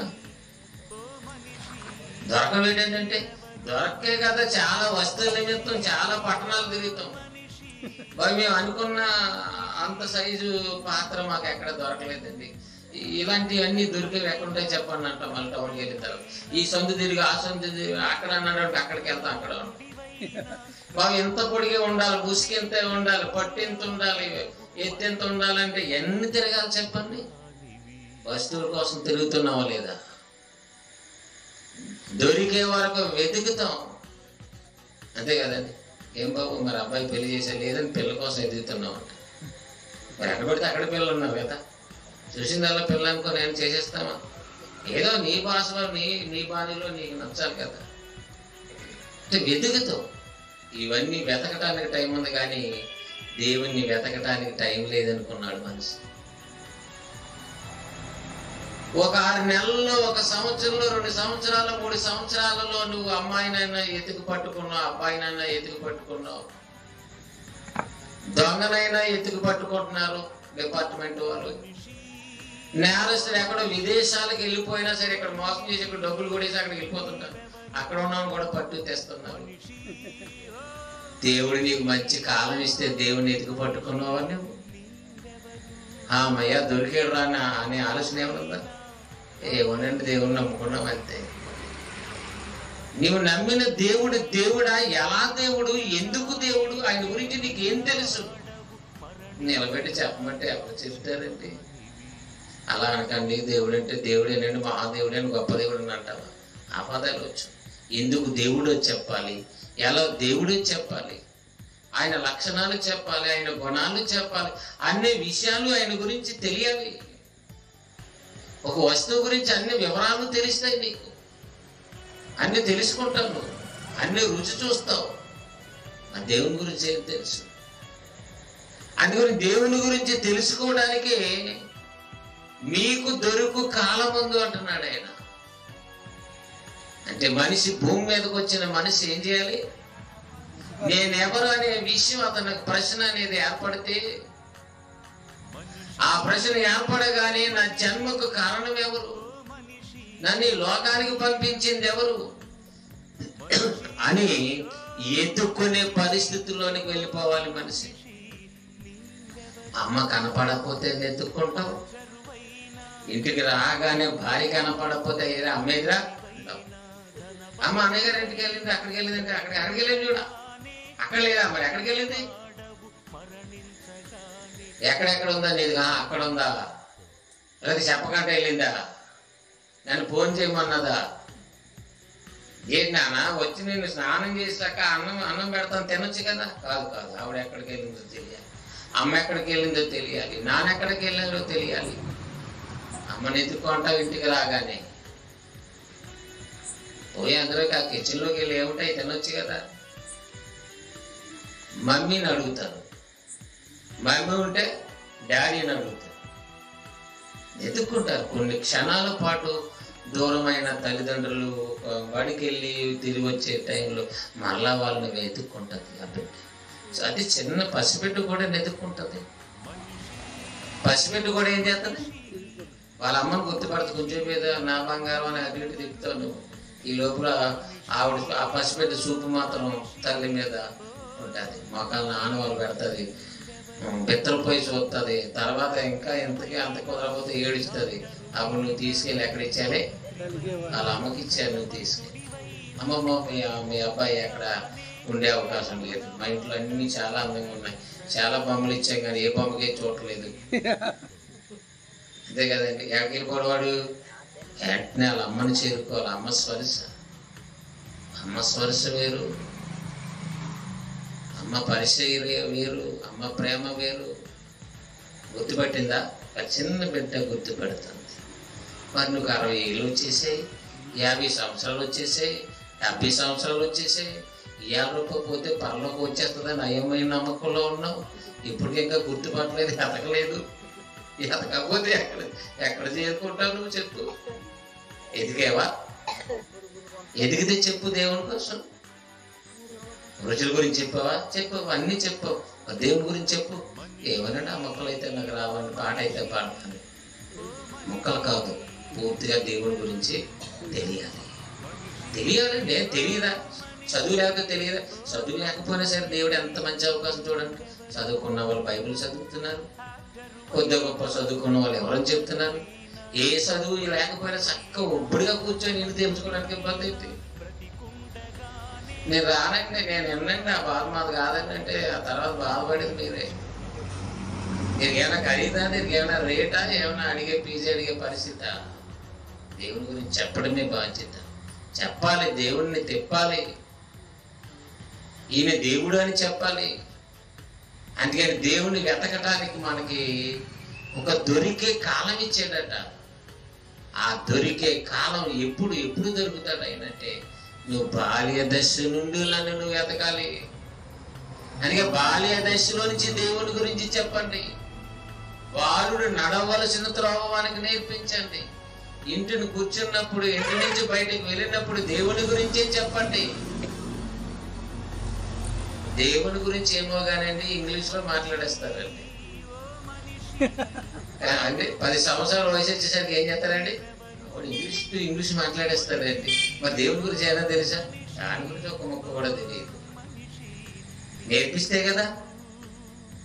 వాళ్ళ అమ్మ నాన్న ఇంగ్లీష్ టీచర్లు అండి, ఇంగ్లీష్ మాస్టర్లు అండి, అది అడుగు ఇంగ్లీష్ అదరగొట్టేస్తారండి. దేవుని గురించి ఏమైనా చెప్పారా? దేవుని గురించి ఏమైనా తెలుసా? మన 10 నుంచి 15 మళ్ళీ 20 అలా 30 సంవత్సరాలు అలా దారిపోతుంటాడు. అప్పుడు తెలుసుకోడు, ఎప్పటికీ తెలియదు. దేవుడు అంటున్నాడు, యెహోవా మీకు దొరిక కాలం ముందు ఆయనని ఏం చేయాలంట, మీరు వెతుకుడి, మీరు వెతకండి. మనిషిగా నువ్వు వెతకాలి. అందుకే నువ్వు ఒక శరీరాన్ని నీకు ఆయన సెట్ చేశాడు, అమర్చాడు. ఎదిగితే నువ్వేం చేయాలి? ఆయన గురించి అర్థమైతే, దేవా నీ చిత్తము నెరవేర్చటకు ఇదిగో నేను సిద్ధంగా ఉన్నాను. ఆయన వెతికితే, ఆయన వెతికి పట్టుకుంటే. అయితే ఎదుగు పట్టుకోవడం అంటే ఎలా? నీకు జన్మనిచ్చిన సృష్టికర్తని నీకు తెలిసిన రోజు ఆయన నువ్వు పట్టుకున్నావని నీకు అర్థమవుతుంది. ఆయన నీ గురించి ఎన్నో ఆలోచనలు కలిగి ఉన్నాడనే జ్ఞానం నీకు అందాలి. దేవా నా ఇష్టం నా తలంపులని అలాంటివి అప్లై చేయకండి. యేసుక్రీస్తుని చూడండి. దేవా నీకు ఇష్టమైన కార్యం నేను ఎల్లప్పుడూ చేయదును. చదువు నేను 8:29 యోహాను సువార్త.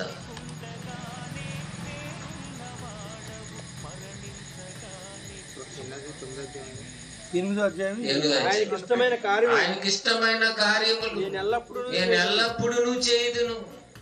చూడండి, 30 సంవత్సరాల వయసు వచ్చేసరికి ఆయనకి ఇష్టమైన కార్యం నేను ఎల్లప్పుడూ చేయదును అంటున్నాడు. మరి 12 సంవత్సరాల వయసులో కూడా, యేసుక్రీస్తు 12 సంవత్సరాల వయసులో కూడా ఆ లోకాసువార్త 2:49 ఒక మంచి మాట రాయబడింది చూడండి. ఆయన మాట్లాడుతున్నాడు. ఆయన యేసుక్రీస్తు ప్రభు వారు మాట్లాడిన మాటలను లోకా గారు తన సువార్తలో రాస్తున్నారు. ఆయన 12 ఏండ్ల వాడై ఉన్నప్పుడు ఆ పండుగను ఆచరించుటకై వాడికి చొప్పున వారు యెరూషలేమునకు వెళ్ళిరి. ఆ దినములో వాడికి చెప్పున వాడుకుంటది కదండి పండగకి వెళ్ళడం. పండగ జరిగినప్పుడు ఆయా పట్టణాలు ఆ యొక్క తీర్థయాత్ర ప్రాంతాలకు వెళ్తుంటారు. అలాగే యెరూషలేములో జరిగే పండగకు అందరూ వచ్చేవారు యూదులు. అప్పుడు యేసుప్రభుని కూడా తీసుకెళ్లారు తల్లిదండ్రులు. పండగ అంటే పిల్లలు కూడా పండగ అంటే ఎవరిది అంటే పిల్లలకి అన్ని వాళ్ళకి కొనుక్కోవాలి, అన్ని వాళ్ళకి ఖర్చు పెడుతుంటాం. వాళ్ళు హ్యాపీగా ఉండాలనే కదా. మంచి బట్టలు కొంటాం, తర్వాత మళ్ళీ పొడగంటే పొడగ కొంటాం, కారంటే కారు కొంటాం, ప్రతిదీ కొంటుంటాం వాళ్ళ ఆనందం కోసం. అక్కడ తీసుకెళ్ళారు ఆయన్ని పండగ తీసుకెళ్తే చదివాను. ఆ దినములు తీరిన తర్వాత ఆ దినములు ఆ పండగ దినాలు అయిపోయాయి. తీరిన తర్వాత తిరిగి వెళ్తుండగా వాళ్ళు మళ్ళీ తిరిగి పండగ అయిపోయింది, సందనం అంతా అయిపోయి తిరిగి వెళ్ళిపోదామని ఇంటికి మకం పెట్టారు, ఇంటి దగ్గర పెట్టారు. మరి యేసుక్రీస్తు మిగతా వాళ్ళంతా బాలుడైన యేసు యెరూషలేములో నిలిచిపోడంటే వీళ్ళకి అనుకోలేదు. ఎక్కడ ఉండిపోడండి? యెరూషలేములో. ఆయన తల్లిదండ్రులు ఆ సంగతి ఎరుగుక ఆయన సమూహంలో ఉన్నాడని తలంచి ఒక దిన ప్రయాణం సాగిపోయి తమ బంధువుల్లో జనంలో ఉన్నాడు కదా, ఈ గుంపులో మనతో కలుసుకుంటాడని అంత విస్తారమైన సమూహం ఉంది కాబట్టి వచ్చేస్తారు కదా అనుకున్నారు. కానీ కలుసుకోలేదు. తమ బంధువుల్లోను నెలవైన వారిలో ఆయన ఎదుగుతుంది. ఆయన అంతా అడిగారు, అమ్మ యేసు మీతో వచ్చాడు, మీకు ఏమైనా కనిపించాడు? మా అబ్బాయి ఎవరికి కనిపించలేదట. ఆయన కనబడనందున ఆయన వెతుకుచు యెరూషలేమునకు తిరిగి వచ్చేసారట. మరి యేసువులు 3 దినములైన తర్వాత దిన ప్రయాణం అంత దూరం పోయి మళ్ళా వెనక్కి తిరిగిపోయి మళ్ళీ యెరూషలేము ప్రాంతానికి వచ్చారు. కనపడలేదు కదా కొడుకు. మళ్ళీ ఆయన దగ్గరికి వచ్చి చెప్తే 3 దినాలు అయిన తర్వాత ఆయన దేవాలయంలో బోధకుల మధ్య కూర్చొని వారి మాటలు ఆలకిస్తున్నారు. వారిని ప్రశ్నలు అడుగుతుండగా పిల్లలు అంటే ఎక్కడ ఉంటారండి?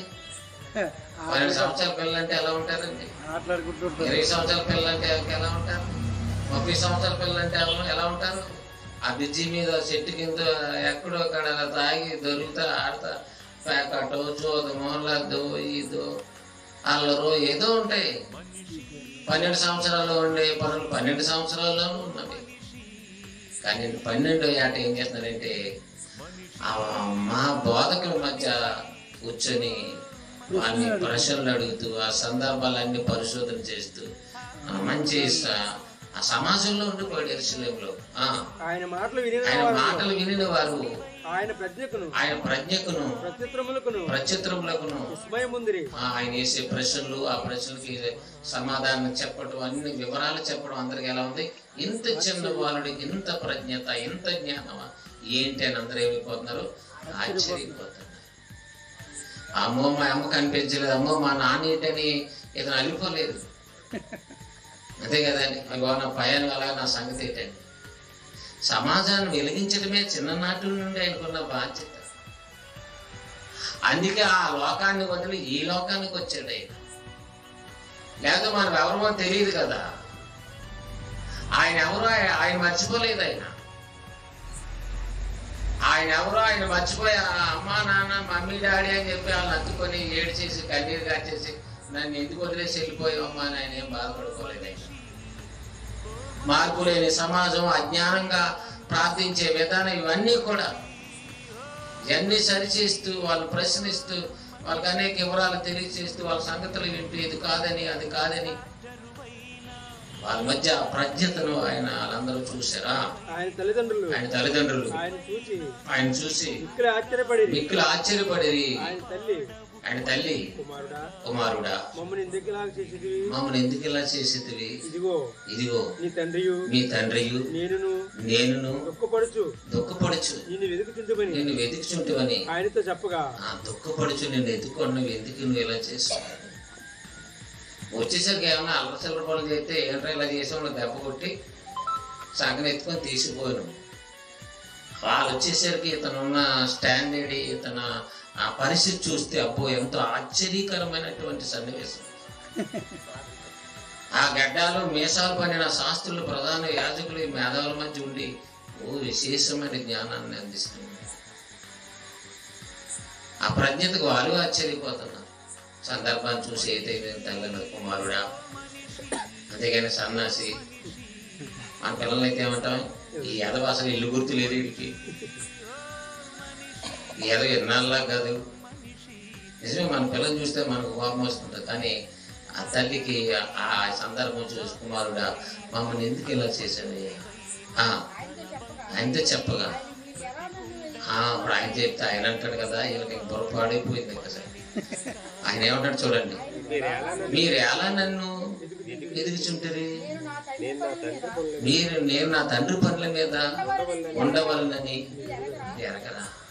చిన్న వయసులో వీళ్ళు మర్చిపోయారు, ఏసెవరో మర్చిపోయారు, వాళ్ళెవరో మర్చిపోయారు, మనమెవరో మర్చిపోరు. ఇంటోడమో చెప్పండి. అందుకే నీవెవరని చెప్పటం కరెక్టే కదా. ఓ మనిషి నీవెవరు. అందుకే ఆ title Bible open university India international వారు ఒక మంచి ప్రసంగాన్ని ప్రపంచానికి అందించారు, వెలిగించారు. మనలాంటి వారు అనేక మందిని. మీరెలా నన్ను వెతుకుచుంటుంది, నా తండ్రి పనుల మీద ఉండవాలని మీరెరగరా. ఇది మర్చిపోయారులే. ఏదో ముగ్గురు మగపిల్లండి, ఇద్దరు ఆడపిల్లండి, అందరికి ఉద్యోగాలండి, అందరికి పెళ్ళిళ్ళండి అని చెప్పుకోవడం మొత్తం ఎక్కువ ఉన్నాం మనం. అంతే కదండి, ఉద్యోగం ఏంటది, ఏం మిగిలేదు, ఏలేదు చివరికి. మరీ వేసేవాళ్ళు పిల్లలు లేరా, వేసుకుంటున్న తర్వాత ఉన్నారు. ఆడపిల్లలు ఉన్నారు, మగపిల్లలు ఉన్నారు. ఇప్పుడు పిల్లల జ్ఞాపకాలు, పిల్లల్ని చూసుకోండి. ఈ జ్ఞాపకాలు ఏం మర్చిపోయిందట, యేసుక్రీస్తు రక్షకుడు దేవదూత చెప్పిన అనేక సంగతులు మర్చిపోయింది ఆవిడ. జ్ఞాపకంలో పడి, సంవత్సరంలో పడి. నేను సండే స్కూల్లో పాటలు పాడేదాన్ని కానీ అంటాం. అప్పుడు కొంతమంది ఏమంటారు, అప్పుడు ఎప్పుడో పాడేదాన్ని కానీ అంటే అంటారు. మర్చిపోతారు జ్ఞాపకం. భర్తతో బాధలు, భార్యతో బాధలు, పిల్లలతో సమస్యలు. అప్పుడు బైబిల్ బాగా చదివేవాడిని, లేకపోతే ఎలా ఉండేవాడిని అలాగే ఉండేవాడిని. మర్చిపోతా. కానీ యేసుక్రీస్తు మర్చిపోయే వాళ్ళందరికీ మర్చిపోకుండా ఉండే బోధన బోధించిన వాడు. మీరెలా నన్ను వెతుకుచుంటుంది, నా తండ్రి పనుల మీద ఉండవాలనని మీరెరగరా. అయ్యో మాకేం తెలుసు అనడానికి లేదు. ముందు దేవదూత వాళ్ళకే చెప్పింది. గాబ్రియేలు దేవదూత మరియ దగ్గరకు వచ్చి, యేసేపు దగ్గరకు వచ్చి, పుట్టబోయే ఆ శిశువు, ఆ వ్యక్తి ఎలాంటి వాడు ఎవరు చెప్పింది చెప్పండి, మరీ చెప్పింది. మొన్న నెలలో ఏం చెప్పారంటే మీకు గుర్తుంటుందా? ఉంటదండి. ఇవాళ ఏదో కూర్చోబెదన్నారు, ఏదో అక్కడ కూర్చోనంటే ఇక్కడ కూర్చొని వెళ్ళిపోదామన్న పరిస్థితి. మనం అంత జ్ఞాపకం ఉండవలసిన బుర్రకాయ మనకి ఎందుకు వచ్చింది? అంతగా ప్రేమించేమేంటి దేవుణ్ణి, అంతగా నమ్మేమా? అంతా మాట వరకు అలా అనుకుని దేవుడు అంటే చాలా ఇష్టం. అంటే ఇష్టమైతే ఆయన గురించి అన్ని నీకు గుర్తుగా ఉండాలి. నీకు ఇష్టమైన రూపాయలు ఎక్కడ పడితే అక్కడ పాడేస్తావా? ఇష్టమైన వస్తువులు పాడేస్తావా? చెప్పండి. చదువు లేదని చెప్పి లెక్కలు ఏమైనా రావా నీకు? చదువు లేదని చెప్పి తొలాలు తెలియవా, ఈసాలు తెలియవా, లేదా ఇవన్నీ గ్రాములు తెలియవా? చెప్పండి. చదువుకున్న వాళ్ళు కూడా తెలియనంత ఈ మొత్తం అన్ని విషయాలు తెలుసు చదువు లేకపోయినా. పెద్దవాళ్ళు వస్తువుల గురించి కానీ, బంగారం గురించి కానీ, తిండి గురించి కానీ, ఇల్లు గురించి కానీ, కొన్ని గౌరవ మర్యాదలు కానీ, ఇవన్నీ తెలుస్తుంటాయి. మరి అన్ని తెలిసిన మనిషికి దేవుని గురించి తెలియలేదండి, ఏమనుకోవాలి? మోసపోతున్నాడు కదా లోకంలో పడి. దేవుని గురించి ఎన్నో తెలియాలి. అందుకే యెహోవా మీకు దొరుకు కాలం మంది మీరు ఏం చేయాలి? మీరు వెతకండి. మీరు ఇక్కడ వెతకాలి, ఇక్కడ ఆయన గురించి వెతకాలి. నా గురించి ఎందుకమ్మా మీరు వెతకటం? మీరు కూడా దేవుని వెతకండి. మీరు కూడా ఇప్పుడు చెప్పబడిన సంగతులు ఒకసారి మనసులో ఒకసారి వెనకెళ్ళండి. నా పుట్టక ముందు ఏమేమి బోధించబడ్డాయో, ఎలాంటి ప్రవచనాలు రాయబడి ఉన్నాయో అవన్నీ ఒకసారి ఆలోచించండి. ఇవన్నీ ఆలోచిస్తే నేను దేవుని కొరకు వచ్చిన వాడును, దేవుని కొరకు పుట్టిన వాడును, దేవుని కొరకు బ్రతకవలసినట్టు వాడును. అందుకని మీరేళ నన్ను వెతికి చూడారు, నా తండ్రి పనుల మీద ఉండవాలని ఎవరి పనులంట? నా తండ్రి పనులు. మీ నాన్న మేము ఎదుర్కొన్నాం కదా అన్నాను. ఆ నాన్న వదిలేశాడు, మా తండ్రి అంటున్నాడు. ఏ తండ్రి? పరలోకమందున్న తండ్రి. ఈ నాన్నకి మతి లేదు. నాన్నగా మా నాన్న పనులు ఉన్నాయి అంటున్నాడని. ఎలా తేడా మాట్లాడుతున్నాను. ఇప్పటికే చాలా సమస్యలు ఉన్నాను, చాలా అవమానాలు పొందుతున్నాను. అందుకే మరియమ్మకు ఏం మిగిలిందంట? క్రీస్తుని కన్నందుకు కన్నీరు. అంటే కన్నీరే. ఆవిడ వాస్తవమైన జీవితం కాబట్టి కన్నీరు. నీలో లోపాలు ఉన్నాయి కాబట్టి నువ్వు పట్టించుకో, పెద్ద కన్నీరు బాధ చెందవలసిన అవసరం లేదు. మరి జీవితం ఏంటండి? కానీ ఎన్నో అవమానాలకు, శోధనలకు, మహాశ్రమలకు మరి అన్ని ఓర్చుకుంది ఆ తండ్రి. నా తండ్రి పనుల మీద అన్నందుకు అతను ఎన్ని కారాలు మిరియాలు ఉన్నట్టు చూసినా మరియమ్మ ఏం చేయలేదు. అలాగే కాస్త నిమ్మలంగా ఉంది. ప్రతిరోజు సూటుపోటు మాటలకు, అవమానాలకు అలా భరించి ఉంది. ఇంకా అలా 12 ఏట్ల అలా ఉన్నాడంటే మరలా ఒక 18 సంవత్సరాలు మళ్ళీ ఇంటికి వచ్చి ఉండి 36 నుంచి ఇంటికి ఆయన రావటం మానేశాడు. ఎందుకని? సమాజంలోనికి వెళ్ళాలి, దేవుణ్ణి వెతికి వారికి పట్టి చూపించాలి, దేవుడు ఎవరో చెప్పాలి. అదృశ్యుడైన దేవుణ్ణి లోకం ఎదగటం లేదు. సృష్టికర్తని ఆయన గురించి చెప్పాలి, ఆయన ప్రకటించడం మొదలెట్టాడు. ఎంతకాలం సేవ చేశాడు ఆయన? 3 సంవత్సరాలే. 3 సంవత్సరాల కాలం టైమే చేసేది ఆయన. మనం 30 సంవత్సరాలు చేసినా దేవుడి గురించి ఒక్క మొక్క చెప్పలేని పరిస్థితి. 30 సంవత్సరాల సేవ అయినా, 50 సంవత్సరాల సేవ అయినా మనుషులు పండుపోయి పెట్టిల్లో వెళ్ళిపోయో సమాధులు కులవమని సమాధులు చేసేసి అలా మార్చేసి ఎన్ని చేసిన ఒక్కడిని వెలిగించిన కనపడలేదు. 3 సంవత్సరాల ఎంతమంది అండి? యావత్తు ప్రపంచానికి బోధించవలసిన జ్ఞానం బోధించారు. ఆయన బోధించిన విషయాలు కొన్ని బోధిస్తే నీకేమైనా ఎక్కువ నేను ఖచ్చితంగా బోధిస్తే, అలా ప్రతిదినం బోధించడం ప్రారంభిస్తే. కాబట్టి ఓ మనిషి నువ్వెవరో తెలియాలంటే నువ్వు యేసుక్రీస్తు యొక్క జీవితాన్ని చూడాలి. బైబిల్లో ఏర్పరచబడినట్టు వారు, పిలువబడినట్టు వారు, ప్రత్యేకింపబడినట్టు వారు అని అనేక మంది జీవితాలలో వారు సాక్షాత్తంగా రాసుకున్న వ్రాతలు ఉన్నవి. వారెవరో వారు తెలిసింది కనుక. మోషే ఎవరో తెలిసింది, పౌలు ఎవరో తెలిసింది. కానీ మనిషిగా మనం ఎవరో మనకి తెలియని పరిస్థితి. అంచేత మన అవసరాలు, మన పనులు, మన స్థితిగతుల్లో ఉన్నాం. కాబట్టి మనిషి సాక్షాత్తు దేవుని కుమారుడు, దేవుని నుండి వచ్చినవాడు, దేవుడు పంపగా వచ్చినవాడు.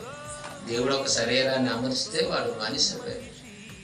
మనిషి అనగానే శరీరం, ఆత్మ రెండు కలయికే మానవ నిర్మాణం. ఆత్మ ఉంటేనే మనిషి, ఆత్మ లేకపోతే శవం. ఇలాంటి విషయాలు ఎన్నో సంగతులు ఉంటాం. మరి వచ్చేవారు మరిన్ని సంగతులు మనం విందాం. ప్రారంభ విషయాలు మీ మధ్య మరి బోధలు తెలుసుకోవాల్సిన సంగతులు మీకు బోధించబడుతున్నాయి. ప్రార్థన చేసుకుందాం. వచ్చేవారు మరిన్ని విషయాలు మనం జ్ఞాపకం చేసుకుందాం. మహాప్రేమ కలిగిన మా తండ్రి దేవా, నీకు వందనాలు చెల్లిస్తున్నాం. ఈ రాత్రికాల సమయంలో ఈ మనిషి ఎవరు, ఎక్కడి వాడు, ఏ పని మీద వచ్చాడనే సంగతి, అనేక సంగతులు తెలియాలంటే ఈ ప్రపంచానికి మీరు అందించినటువంటి జ్ఞాన గ్రంథంలో అందులో నీ మనస్సు ఉంది. అందులో మనిషి పట్ల నీకున్న సంకల్పం ఉంది. అదే సంకల్పాన్ని, అదే ఉద్దేశాన్ని మరి భూమి మీదకి వచ్చి ప్రారంభంగా బహిర్గతం చేసినటువంటి మహనీయుడైన యేసుక్రీస్తు వారు తన జన్మకు కారణాన్ని తెలుసుకున్నాడు. నీ సిద్ధాన్ని నెరవేర్చడానికి సిద్ధంగా ఉన్నాడు. యావత్తు సమాజానికి చేయవలసిన కార్యక్రమాలు, దేవుని సేవ సమస్తాన్ని కూడా నిర్వర్తించాడు. ప్రాణాన్ని అంకితం చేసి మేము ఈ భూమి మీదకి వచ్చినటువంటి మేమెవరమో తెలియక ఈ లోకపు మాయలో, ఈ శరీరములో చిక్కుకుని, మా ఇష్టాలలో మేము చిక్కుకొని, మా కార్యాల్లో మేము చిక్కుకున్న పరిస్థితి. అందుకే ఈ జ్ఞానమైన సంగతుల ద్వారా మేము మా మనసులో ఆలోచింప చేయబడి, ఆలోచన చేసుకొని నీ కొరకు బ్రతకడానికి సిద్ధపడి మనసును దయచేయండి. ఇంతవరకు బోధించబడుతున్నటువంటి వాస్తవాలను, అందులో ఉన్న వాస్తవాలను ప్రతి ఒక్కరు గమనించి నీ మాట ప్రకారంగా బ్రతకటానికి, మనిషిగా మనం ఎవరు అంటే సాక్షాత్తు దేవుని రూపాన్ని కలిగి ఈ భూమి మీద ఈ శరీరంలో జీవిస్తున్నట్టు వారు అనేది ఎందుకు ఇవ్వబడిందో ఈ జన్మని అర్థం చేసుకొని ఎందుకు బ్రతుకుచున్నామనే సంగతులు కూడా మీ జ్ఞానం ద్వారా విని ఎందుకు ముగిస్తున్నామో, ముగిస్తే ఎక్కడికి వెళ్ళిపోతామో, ఈ జనన మరణాల మధ్య ఏం చేయాలో, ఎలాంటి నిర్ణయాలు దేవుళ్ళు ఉన్నవి, ఇవన్నీ తెలుసుకోవడానికి నీ పిల్లలైనటువంటి వారికి గొప్ప ఆరోగ్యము అవకాశాన్ని దయచేసి బలపరచు. నీ చిత్తాన్ని బట్టి మరొక ఆ వారంలో మరిన్ని సంగతులు వినడానికి నీ కృపను తోడుగా ఉంచు.